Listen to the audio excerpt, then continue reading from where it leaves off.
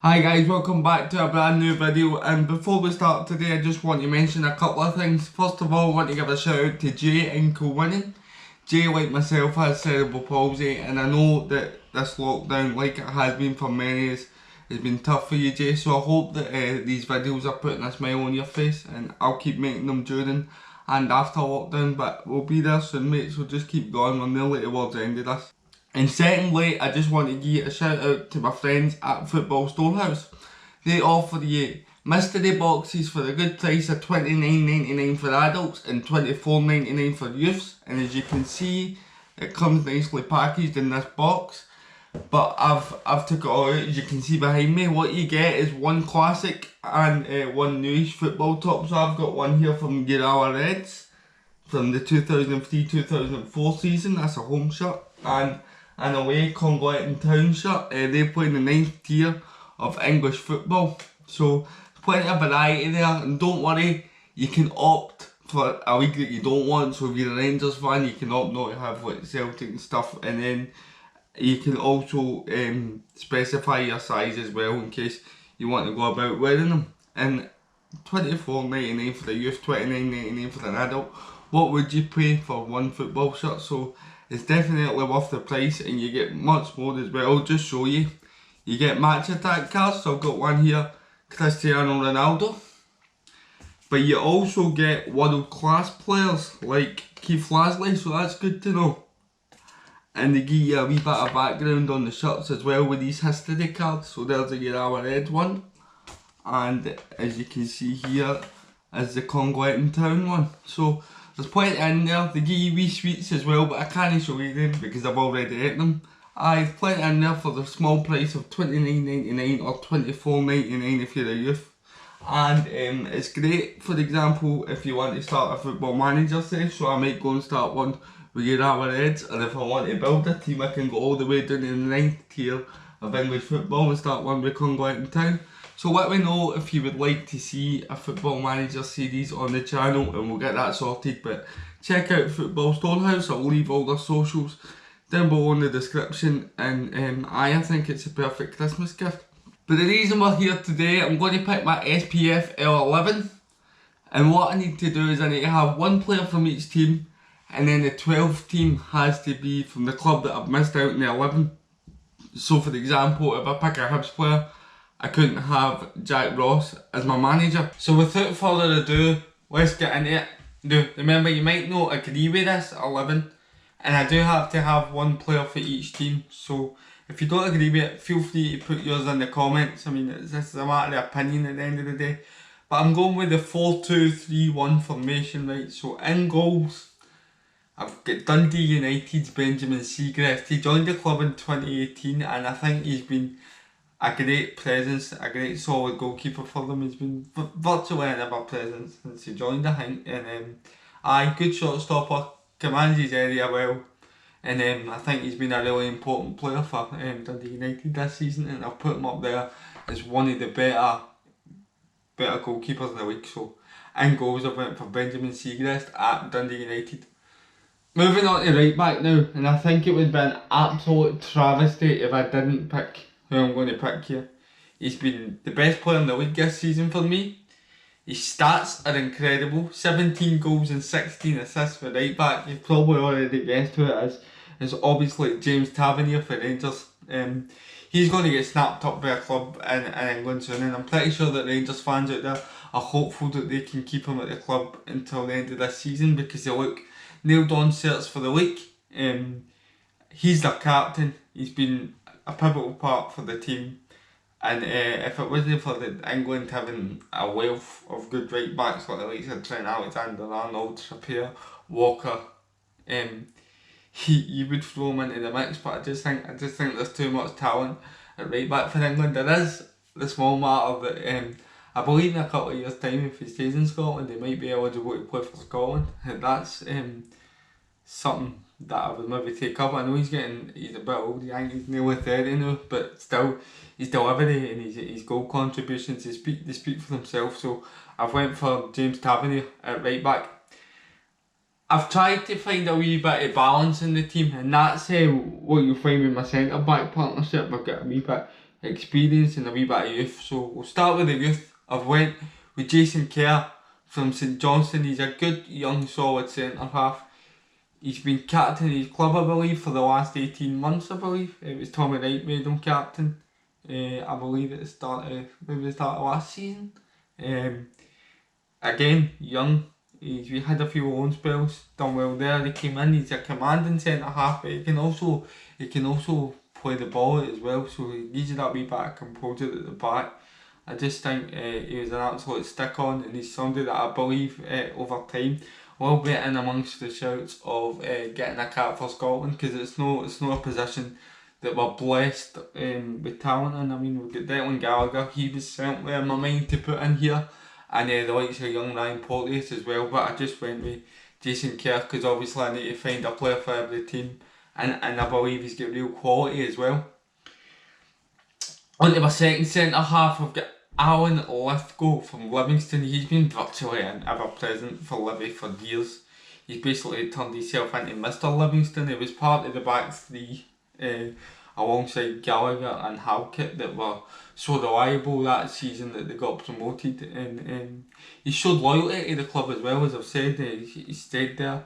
He was there with them for the promotions. He's an experienced head as well, so he brings that wee bit of Nelson knowledge to the backline that I think you always need in a defence.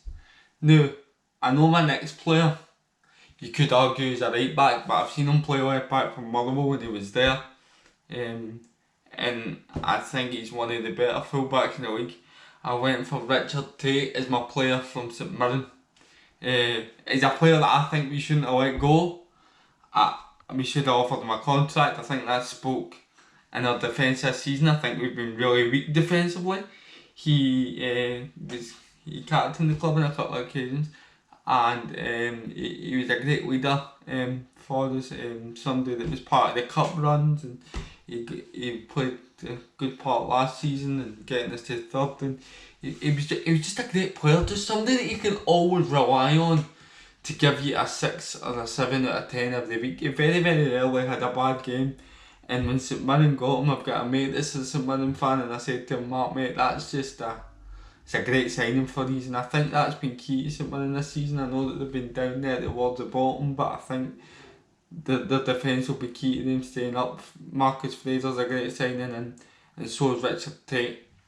So we'll go from one player that we shouldn't have let go to my Motherwell player next, and that's one that we can't afford to lose, and it's a Lanarkshire Canty, our star player by far, Alan Campbell. I just think the boy's tremendous, and he's out of contract at the end of the season, and it's something that I'm really worried about, because we cannot lose this boy for pennies, for next to nothing, because he should be the replacement for Scott Brown for Celtic. I think, I know that Celtic fans say, oh, that's why we're saying Turnbull, but I'm telling you now, David Turnbull isn't that kind of player. David Turnbull's going to go and get you goals. Great stuff, as you have seen in the past couple of games that he's been in the side, but no, I think Alan Campbell could come in and do that Scott Brown role for you terrifically, so he's somebody that you should be looking to sign, although I'd love to keep him at Motherwell. I know that that's not possible, particularly with us not playing well now. I think players like Alan Campbell can feel a bit hard done by, because he's only won that every game for me this season. He delivers, he just performs, and it wouldn't surprise me if he was at the door very, very soon, whether it be January or whether it be for pennies, next to nothing. I think we get a compensation fee of about £200,000 if he leaves in a free contract. So no, here's hoping he does sign a new deal and we can get some money for him, because I think we should be looking at a free fee in the region of £3 million, similar to what we got for Turnbull. I think he is that good. But no, Alan Campbell in is my first centre defensive midfielder, and I've got plenty of dig in my holding midfielders, by the way, because I went for Alan Power as my player for Kilmarnock. I think he's a good player. He's not afraid to get stuck in. He can make a pass as well. He's got a good engine on him, so that would be important to the team, because I've got a bit of experience at the back, but I want players that can be busy in front of them, and I think that Campbell and Power certainly give me that. So aye, Alan Power, he's in beside Alan Campbell at centre defensive mid.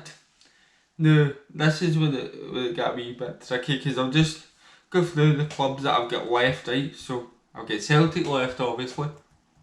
Got Hamilton, Ross County, Aberdeen and Hibs all still to fit in. Now, remember that I'll get managers in there that could be in with a shout as well.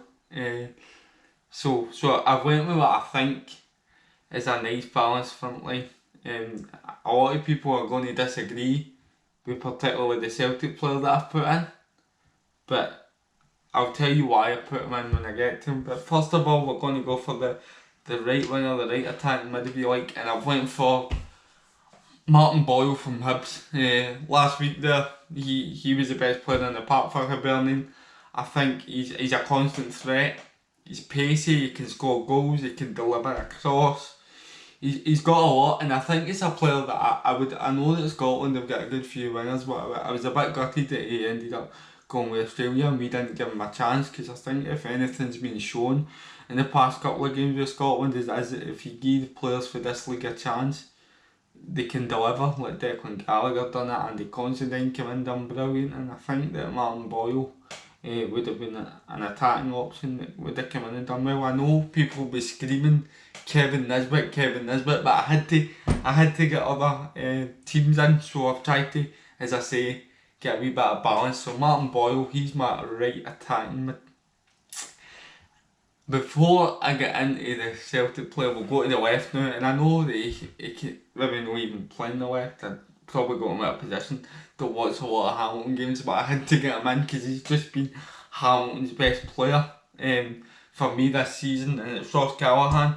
He scored some vital goals for them. He's a young talent coming through as well, and he's somebody that I think is going to go into bigger and better things.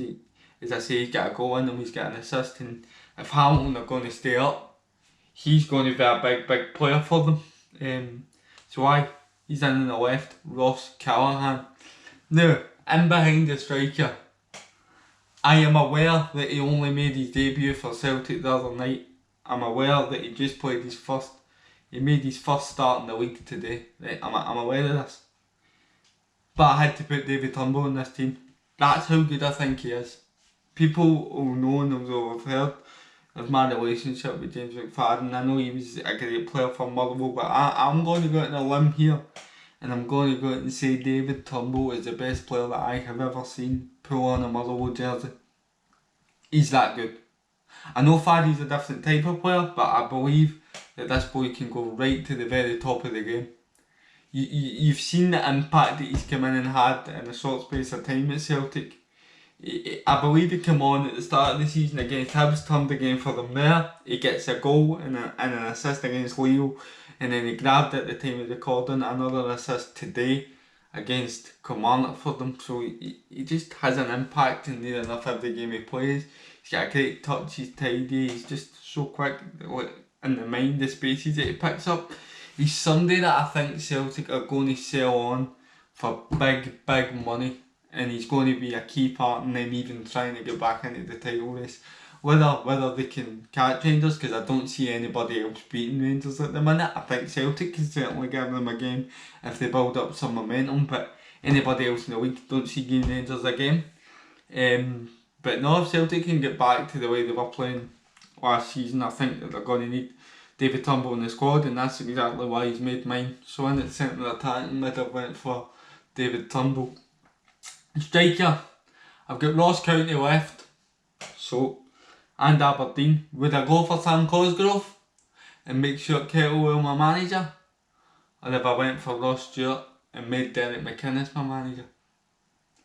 I went for Ross Stewart.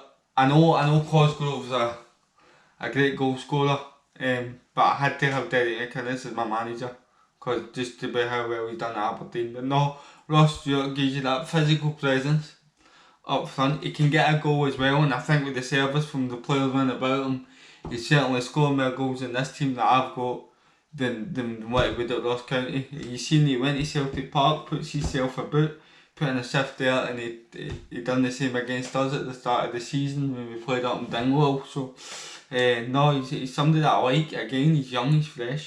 So he's went in as my striker, and as I say, Derek McInnes, my manager. He's won the League Cup with Aberdeen. They're consistently up, challenging towards the higher end of the table, and there's even been between rumours of some Aberdeen fans that was like earlier in the season and at points last season saying McInnes was finished and they're only halfway with him.